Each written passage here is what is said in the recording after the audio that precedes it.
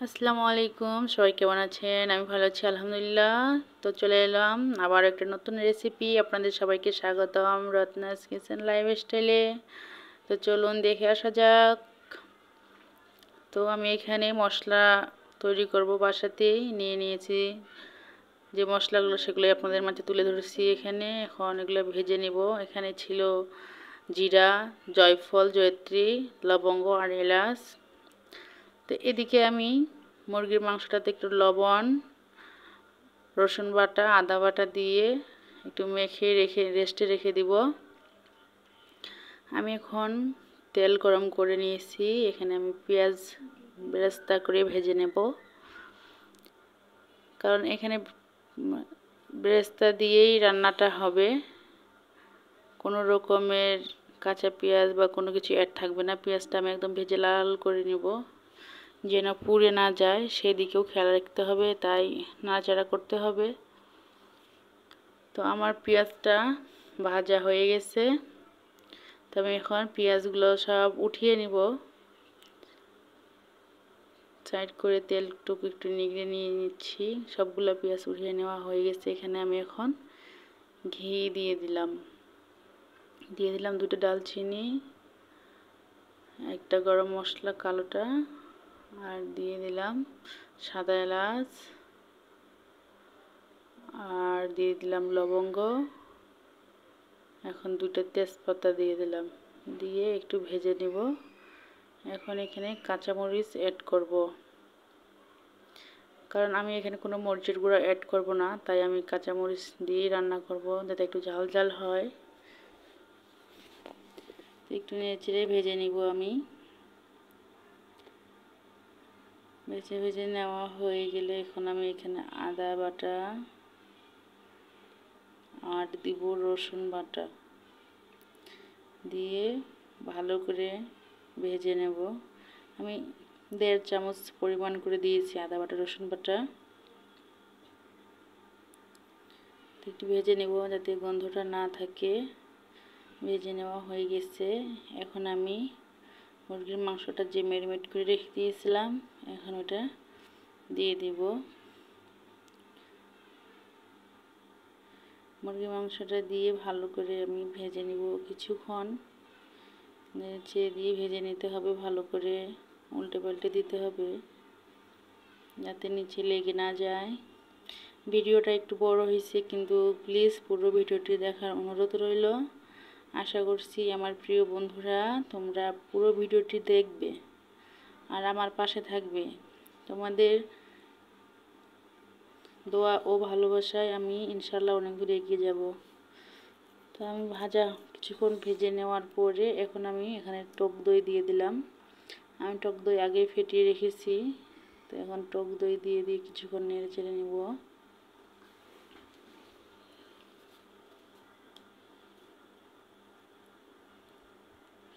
কিছুক্ষণ এভাবেই নেড়ে চেড়ে নিলাম। এখন আমি এখানে পেঁয়াজ বেরেস্তা দিয়ে দিব।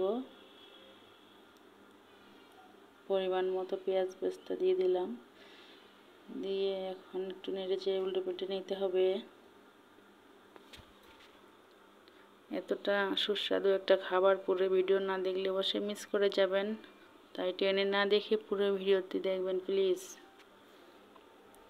আপনাদের উৎসাহই আমি এগিয়ে যাব, আমার সঙ্গে থাকবেন। তো এখানে আমি 1 চামচ পরিমাণ চিনি আর স্বাদ মতো লবণ অ্যাড করে দিলাম। দিয়ে আমি নেড়ে চেড়ে নেব।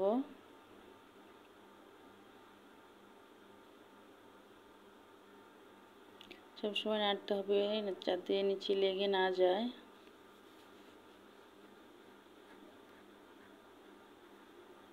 এখন যে মশলাটি আমি ভেজে রেখে দিয়েছিলাম সেটা গুঁড়ো করে নিয়েছি। এখানে আমি কিছুটা পরিমাণ দিব আর একটু রেখে দিব পরে দেওয়ার জন্য। তো এখন আমি আরেকটু ভালোভাবে নেড়ে চেড়ে নেব, মশলাটার সঙ্গে মিশিয়ে নেব ভালো করে, যাতে কোথাও আটকে না থাকে, পুরোটার সঙ্গে ভালোভাবে মিশে যায়। এই জন্য ভালোভাবে নেড়ে চেড়ে দিতে হবে। আমি এখানে কোনো মরিচের গুঁড়ো, হলুদ গুঁড়ো কোনো কিছু অ্যাড করব না। আমার কাছে এমনি মনে হয় ভালো, দেখতে ভালো লাগে আমার কাছে। তো এখন আমি এখানে সামান্য পরিমাণ পানি দিয়ে একটু সেদ্ধ করে নেব। এমনিতে ভেজে নিয়েছি, অর্ধেক সেদ্ধ হয়ে গেছে। তো বেশি পানি এই জন্য আমি অ্যাড করব না, এখানে অল্প একটু পানি আমি দিয়েছি পরিমাণ মতো। আপনারা আপনাদের পরিমাণ মতো পানি দিয়ে সেদ্ধ করে নেবেন, যতটুকু দিতে লাগবে ঠিক ওইটুকুই দিবেন, বেশি দিবেন না। এখন আমি একটু ঢেকে দেব। এইভাবে আমি 10 মিনিট রান্না করব। 10 মিনিট পরে দেখতে পাচ্ছেন তেলগুলো কিন্তু ছেড়ে দিয়েছে। তো আমি এখানে কাঠবাদাম অ্যাড করব।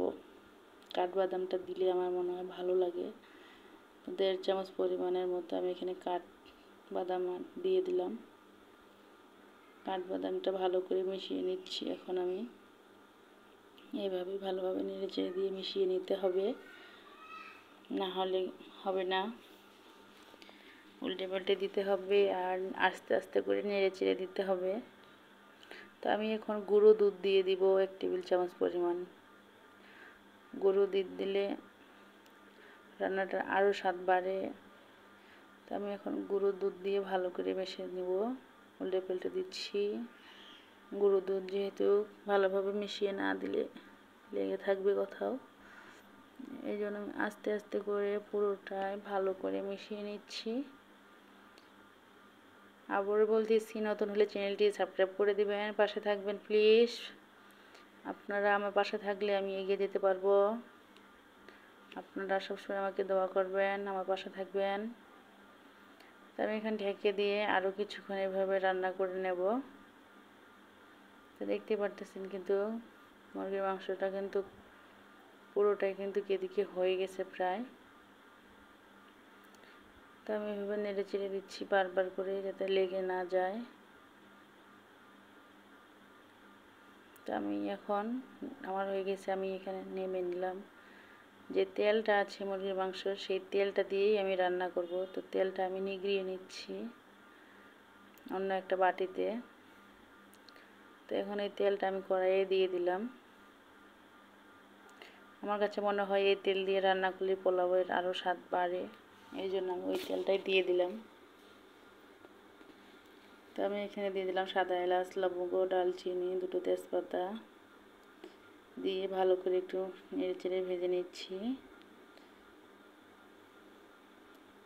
এখন এখানে দিয়ে দেব আদা বাটা আর রসুন বাটা।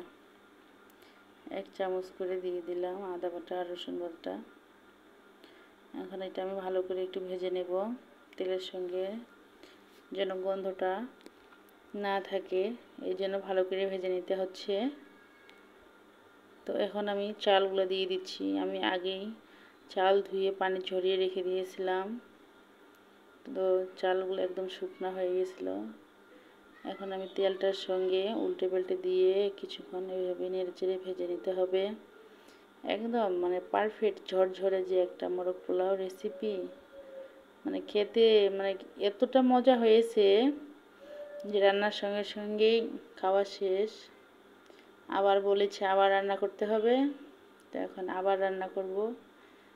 তো এতটা মজার একটা রেসিপি আপনাদের মাঝে তুলে না ধরলে কি হয়। তো এখানে আমি 3 পট চাল নিয়েছি আর 6 পট হলো পানি নিয়েছি। এখন এখানে আমি দিয়ে দিলাম যে মশলাটা উঠিয়ে রেখেছিলাম ভেজে রাখা, সেই মশলার গুঁড়োটা দিয়ে দিলাম। আর দিয়ে দিলাম যে কাঠবাদাম ছিল আরও, ওই কাঠবাদামটা দিয়ে দিলাম গুঁড়ো দুধ। এখন এখানে দিয়ে দিলাম একটু লবণ আর দিয়ে দিতে হবে স্বাদ মতো চিনি আর কিছু কিশমিশ দিয়ে দেব। দিয়ে সুন্দর করে নেড়ে চেড়ে নিয়ে ঢেকে রেখে দেব। তো এভাবে মিডিয়াম পাওয়ারে দিয়ে রান্না করে নিতে হবে। তো এখানে আমি কিছু কাঁচামরিচ অ্যাড করব। কাঁচামরিচগুলো আমি পিছনে কেটে দিয়েছিলাম। তো কাঁচামরিচগুলো অ্যাড করে দিলে একটা সুন্দর ফ্লেভার আসে, এই জন্য আমি কাঁচামরিচগুলো অ্যাড করে দিচ্ছি। কাঁচামরিচগুলো অ্যাড করে দিয়ে আমি আরেকটু নেড়ে চেড়ে দিব আস্তে করে। নেড়ে চেড়ে দিয়ে মিল করে আবার ঢেকে রাখবো। আস্তে আস্তে কিন্তু রান্নাটা প্রায় আমার কমপ্লিটের দিকে চলে আসছে। আমার এদিকে কিন্তু রান্নাটা হয়ে গেছে, দেখতে পারতেছেন ঠিক কীরকম হয়েছে। একদম ঝরঝরে যে একটা বলে, ঠিক তেরকমই ঝরঝরে, একদম কোথাও লেগে নেই। তো এখান থেকে আমি কিছুটা পোলাও উঠায় রাখবো।